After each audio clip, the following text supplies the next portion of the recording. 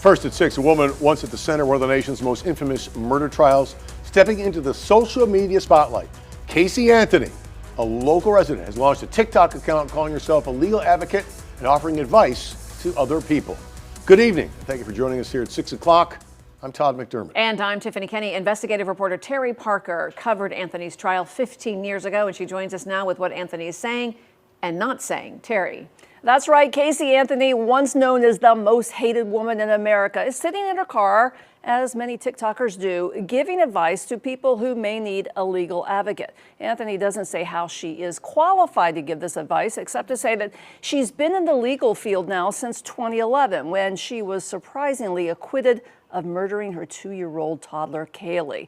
I did reach out and text her. She answered me right away. She declined to do an interview or to comment further, and she also declined to give me permission to use that TikTok in this report. Meanwhile, online backlash is growing. It's been swift, it's been brutal, but at this moment, I just checked, she has 46,000 followers and climbing.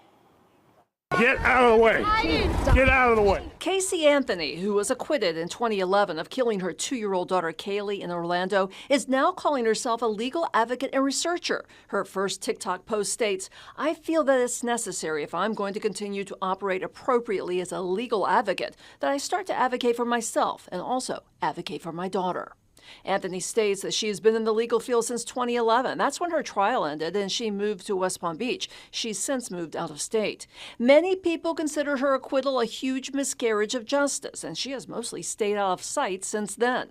The backlash to her new online appearance has been swift and brutal. People say they remember the shocking details. Anthony did not report her daughter missing for over a month, but instead was seen partying and entering a hot body contest. She lied to police and to her parents about Kaylee's whereabouts, inventing a fictitious nanny she said kidnapped the child. Finally, 6 months later, little Kaylee's body was found in nearby woods, wrapped in a laundry bag with duct tape around her skull. Prosecutors said Anthony had first drugged the toddler with chloroform so she could live the single lifestyle.